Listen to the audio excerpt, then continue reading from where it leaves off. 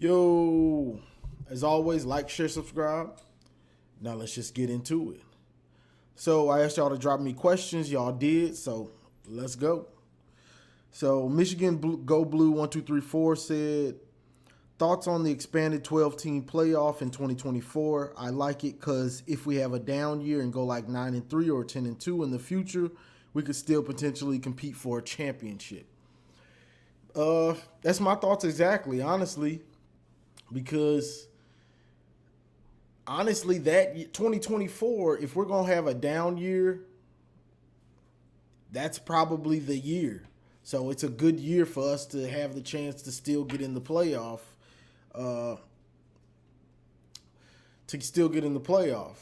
So that's what I think about it. Really, it gives you a chance. It takes away from the regular season of college football. We can only lose one game. It takes away from that, but on the other hand, it gives you an opportunity to lose a game or two or three and still have a chance to win a title. So, yeah, it's not going to be so every game so drastic to you have to win it.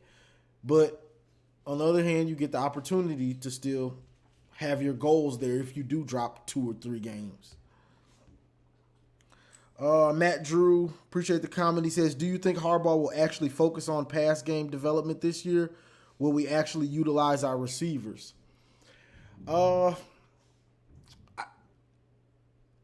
this is just my opinion on Harbaugh. For Harbaugh to really utilize the passing game like we want him to as fans, he has to have complete faith in that quarterback. He has to have complete faith in the quarterback to do that. So for that to happen, it's on JJ to take those next steps. Now they say in spring camp right now that there isn't, because Blake and Donovan aren't playing right now, aren't practicing right now. So they're saying they're throwing a lot in practice, which is good because JJ missed spring ball, and the receivers and JJ, they need those reps.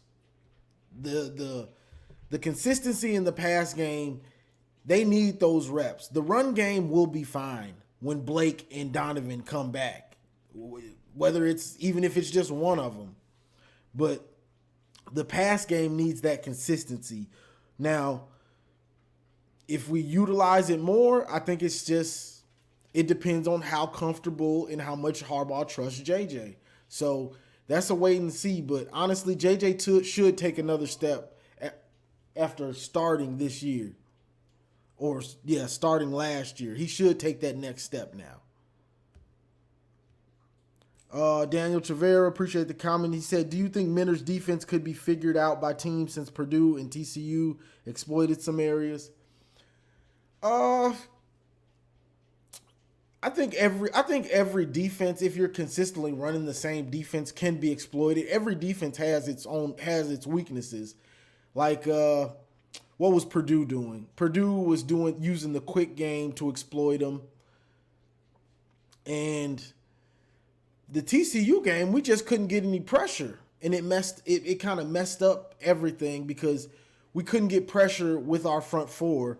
And Duggan could just sit back there, and if they did, if we blitzed or something, he'd escape. So it was just, we would blitz, it would get there sometimes. If we didn't blitz, he would have all day, and then he would scramble and get the yards he could. And also, the defense gave up like 200 yards in the run game. So that game, our D-line just got beat for the most part on defense. Our defense just got beat for the most part on defense. On their offensive line played better or was better than our defensive line for the most part. That's what it just showed because they could run it when they wanted to, and if we didn't blitz, Duggan had all day. So that's the big thing about that game. Purdue, we were just playing off and they were using the quick game. Uh, Purdue, their quarterback was just getting rid of it quick with slants, screens, things like that to just get rid of the ball fast. Once we adjusted second half, started playing tighter, put Will Johnson in, who's a beast, and if Omarion Walker is I can't say he'll be as good as Will Johnson. Will Johnson might be. They're saying he might be the best corner in college football. But if he's a beast like somewhat like that and can play tight man, it's going to be hard to exploit Michigan's defense like that. Now, the pass rush, we'll have to see if we can have a consistent pass rush this year without blitzing. Because that was the weakness last year. We could blitz and get pressure most of the time, but sometimes some games we struggled to get a good pass rush.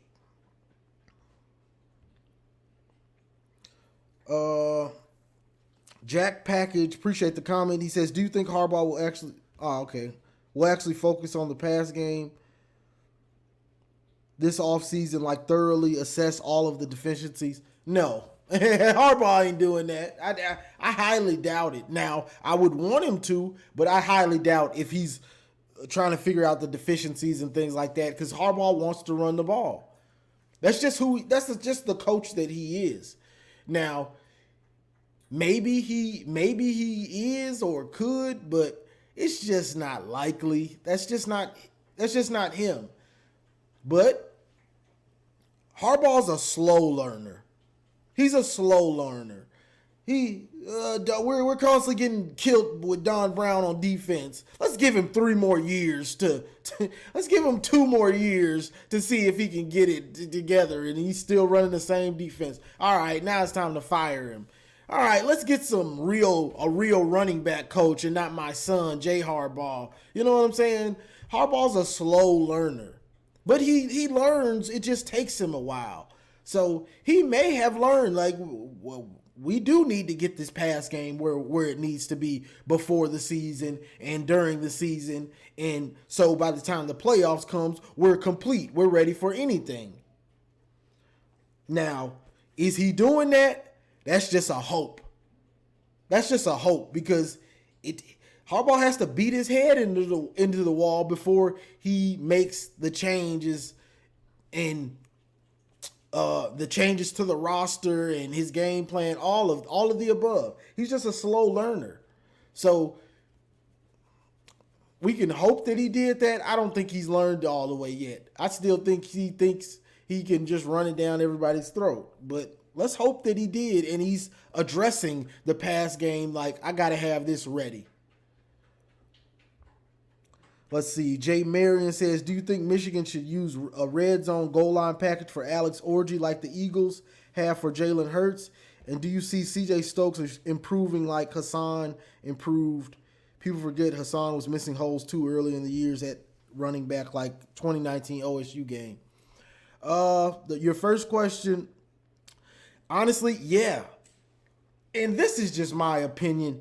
Alex Orji's a freak of nature. Alex Orji is a freak of nature. Dude is what, 6'3", 240 at quarterback, probably runs a 4.5. Ain't no way. Me as a coach, he's not on the sideline. I'm not leaving him on the sideline. I'm either changing his position to defensive end, linebacker, running back, or I'm going to use him with the Wildcat. But him being on the sideline all game, that ain't an option for me. That ain't even an option. Nope. I'm not leaving no freak of nature on the sideline. I just don't believe in that stuff. To me, it's just dumb. Like, why am I leaving this monster over there who I could at least put in and let him run the read? Not just Wildcat, but let him run the read so they just don't know, okay, Orji's in, he's going to keep it. No, Orji may give it. Orji may keep it. We might have a little pass play set up because you're so focused on him coming in to run the ball. But I would definitely use him. He's too big, too strong, and too much of a great athlete to leave on the sideline. And if I was to see that we have too many he's not going to get to see the field at quarterback, I'd switch his position. Because I guarantee that dude can play another position. They say that he might be able to play, he can play DN or maybe even linebacker.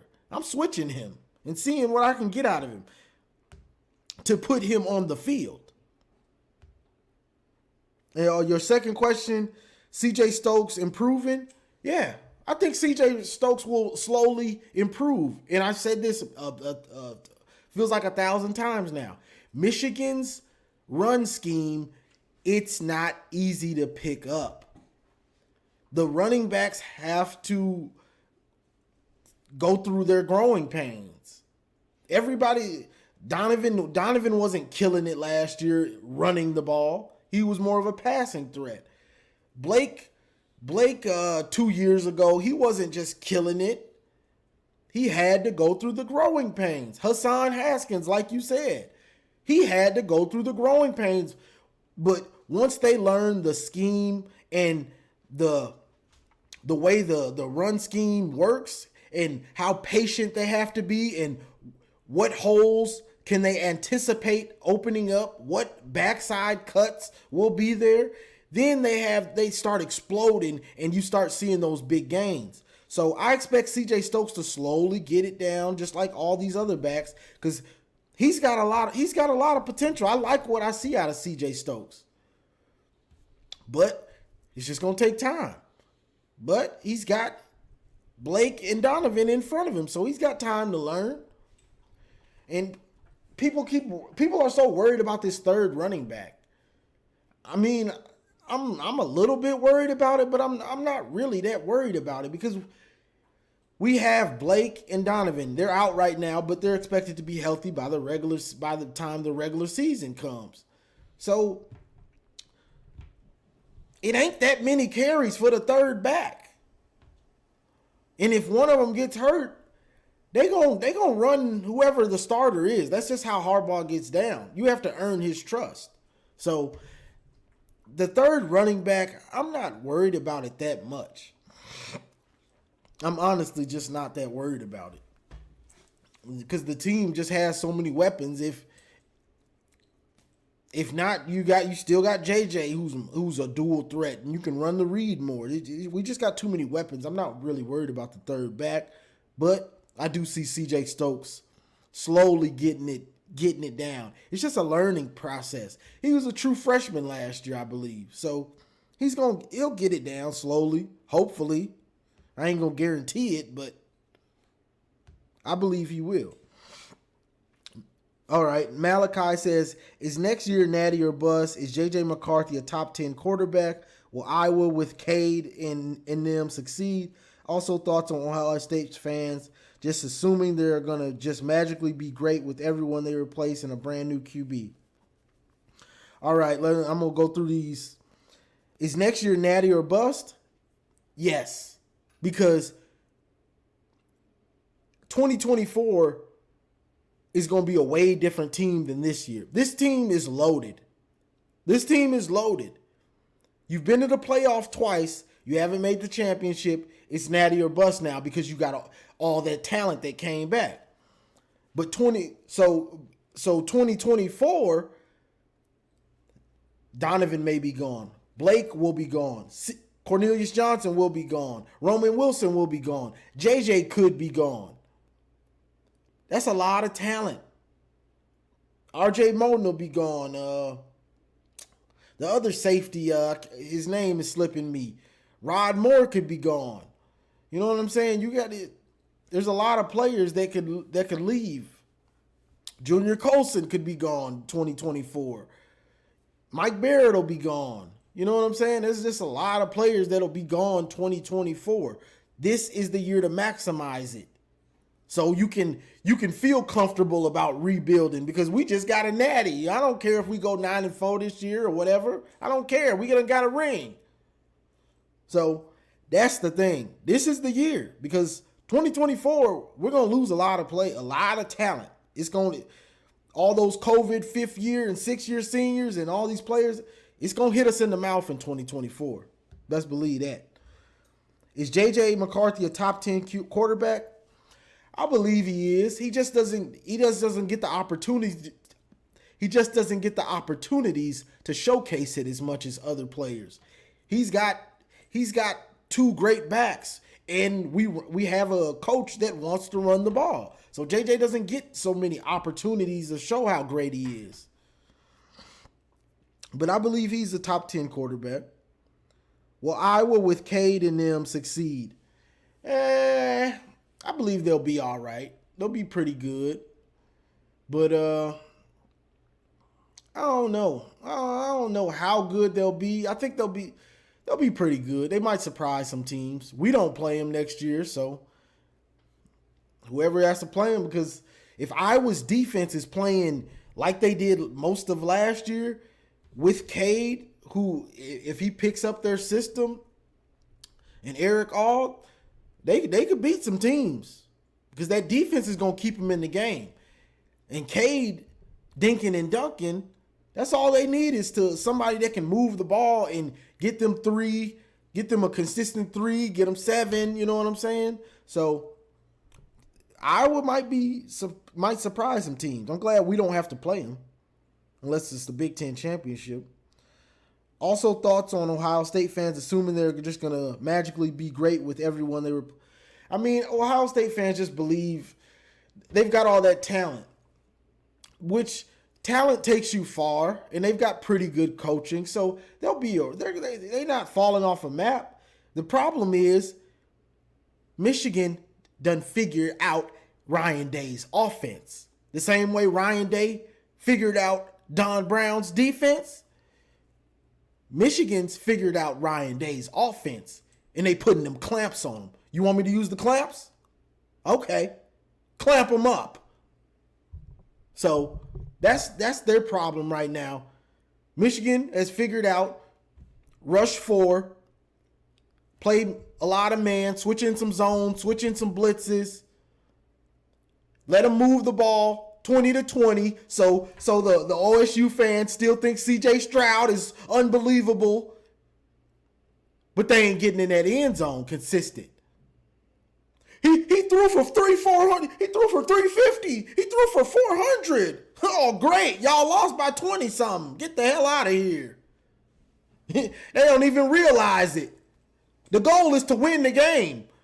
The goal is to score touchdowns. He's moving the ball 20-20. He ain't getting in the end zone, playboy. Y'all don't even realize it. Y'all still happy he threw for 350 and 400. Awesome. You lost. They over here happy. They happy talking about some CJ played good. CJ didn't. You lost by a 17 or something. Then you lose by 20 something. He ain't playing that good. He's moving it 20-20, and then you're kicking field goals. He played so good, you scored 3 points in the second half. Man, that boy out there killing us. They delusional, and it kills me in the comments sometimes. CJ played pretty good. He played good. He played good. You lost 27-42. Then you just lost what? What was it? 45-24 or something? He ain't playing that good if you keep losing. He's getting fluff yards. Get those yards 20-20. So you kick field goals. So you got Ryan Day, Mr. Greedy, and he going for it on 4th. We'll take that. Give me that ball. You thought you was finna sneak and get a 7? You get nothing. That's what you get. And I told him that's what was going to happen. He going to get greedy and go for it on 4th. But that's just where it's at right now. And the players, it ain't many players on that Ohio State team now that have beat Michigan. It probably ain't nothing but a couple now. They lose again next year, it ain't gonna be none. Or this year, they lose this year, it ain't gonna be none. Ain't none of them players gonna know how it feel. So, pressure bust pipes. All that pressure. of not being the team to lose to Michigan. That's all I can say. Appreciate the comment, JSJ. The hell happened with Anthony's relationship with Michigan last season? Dude was primed to be a beast in year 3. Looked like he had a sophomore slump or a few drops. But is that the main cause of his departure? Sure seems to be super high ceiling young man. I think he shows off down in Oklahoma too. I hated to see him leave. I did too. I hated to see Andrell Anthony leave, even after he played this year, because he played quite horrible. Him and JJ weren't on the same page this year. And that could be because JJ missed spring, or I don't know. But even when JJ was on point, he would just act like he couldn't catch, or he wasn't on the same page with him. So I don't know what the deal was. And then he wasn't, to me, it seemed like he wasn't, it was something about his route running that just wasn't right. Like he wasn't where he was supposed to be, or JJ thought he was going to be. So to me, that's what it is. And also, it's just the offense. You're not going to get that many chances in this offense as a receiver. So when you get the chance, you got to make the most of it. You're not going to get that many more shots. Just like Cornelius Johnson in the whole Ohio State game. Let's say he drops that little out route. He drops it. That's 70 yards off the board. 70 yards and a touchdown off the board for him. Just because he dropped it. When he would have caught it and took it to the house.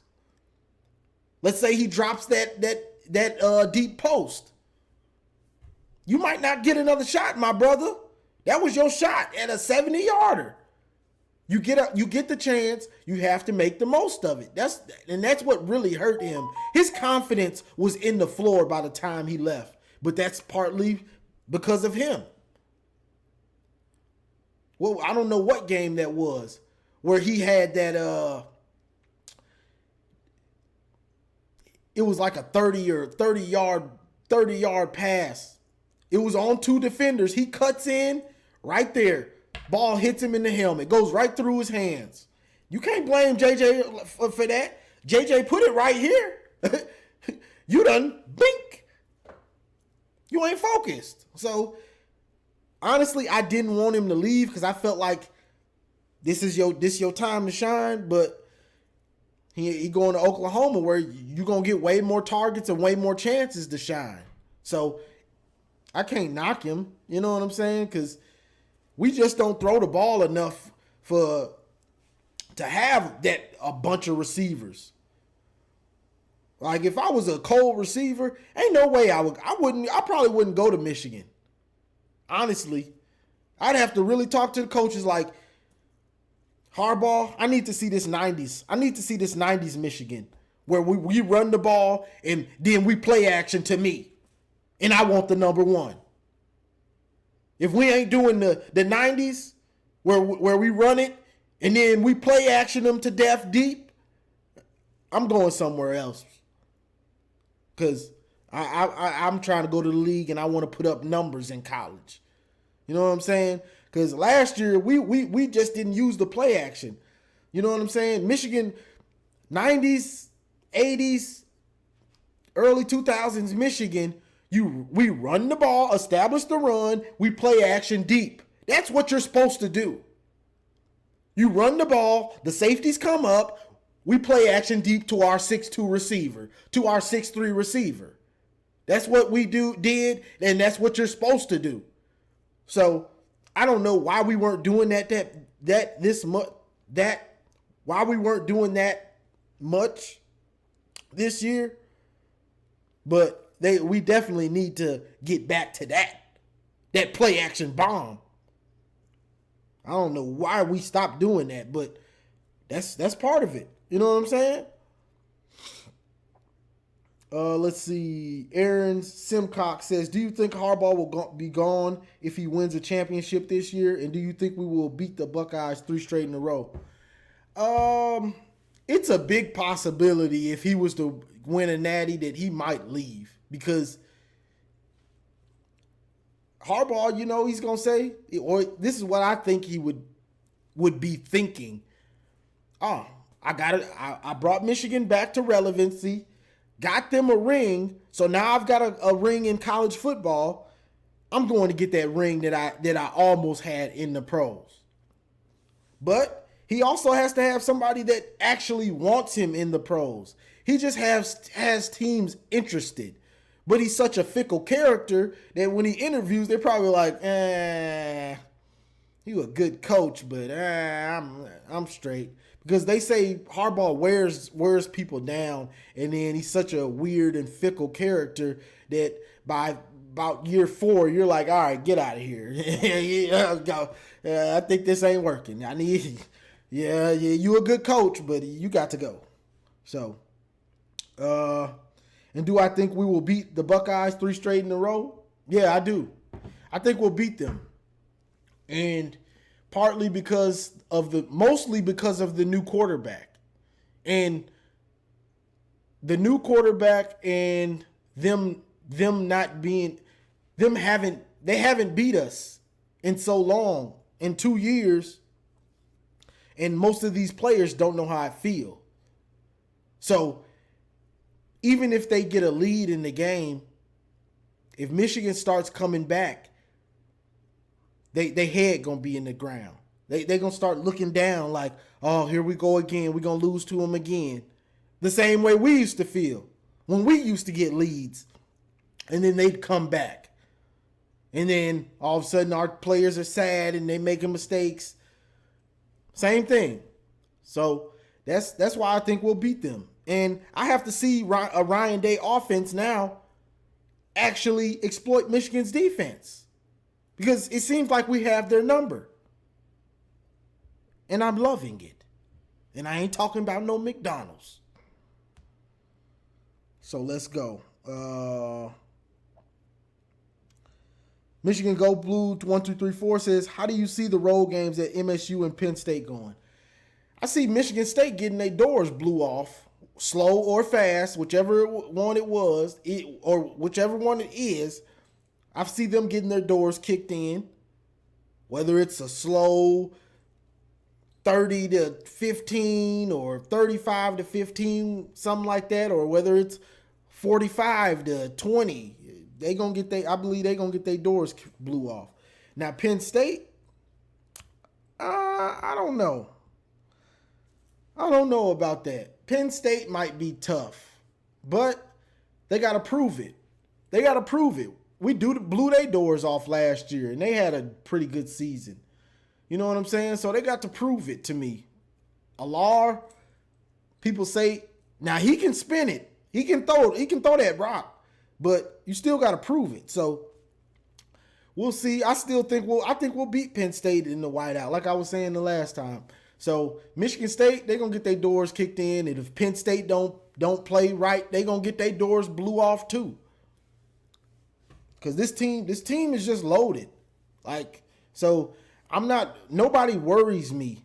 The only team that worries me is Ohio State, just because it's Ohio State. They've got a ton of talent. If they're clicking and we're playing a bad game like TCU, they can beat us.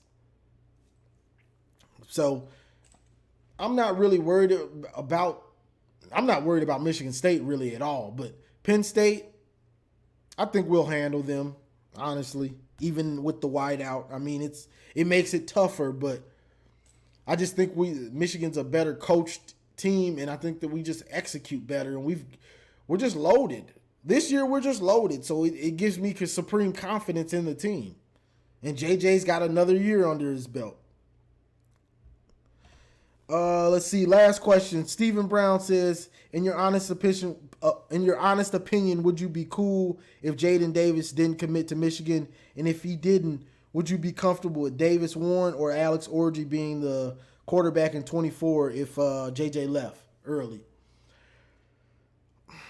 If Jaden didn't come, it would worry me some, because he's so highly touted and all that. It'd be nice to have him, but Alex Orji, I'm not sure if Alex Orji is. It depends on the offense. Now, if you build that offense around Orji, where we're gonna run this dude 15 times a game because he built like a tank, and we're just going to run the ball. You thought we was running it before, but now we about to give Blake 20 carries, Donovan 20, and our big freak of nature quarterback 15 carries. Stop him if you want to. We about to run this rock down your throat. And when you put him in the box, somebody's going to be wide open and he going to hit him. Now, I wouldn't mind that at all, honestly, because that's just a big mismatch having a big Tim Tebow back there. I wouldn't mind seeing that a little bit. It just depends on how good Alex Orji could throw it. But Davis Warren, I kind of like him. He might be a stud, honestly. Davis Warren might be a stud. So I kind of want to see what he can do. But they're saying the Indiana guy is ahead of him right now. They're saying he's fighting for the backup, and Warren is like the third string right now. That's what they're saying. So we got to take that with a grain of salt. But from what I've seen, I like what Davis Warren brings to the table.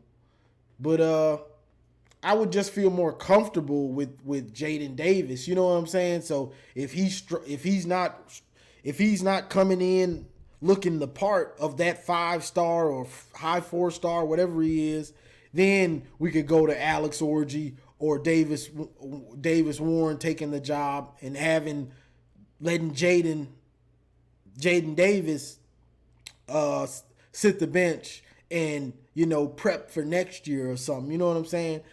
It'd be nice to have him. That's what I'm saying. But I don't know. If Davis Warren or Alex Orji was to start in 24, it kind of leaves questions. It leaves more questions than answers, honestly. So that's what I got for this one, y'all. I appreciate the questions, the comments. And we just going to keep going. I'll probably post another one next week. Try to come with new questions if you can. You know what I'm saying? But that's all I got for this one. Like, share, subscribe. And as always, go blue. It's great to be a Michigan Wolverine. It's great to be a Michigan Wolverine.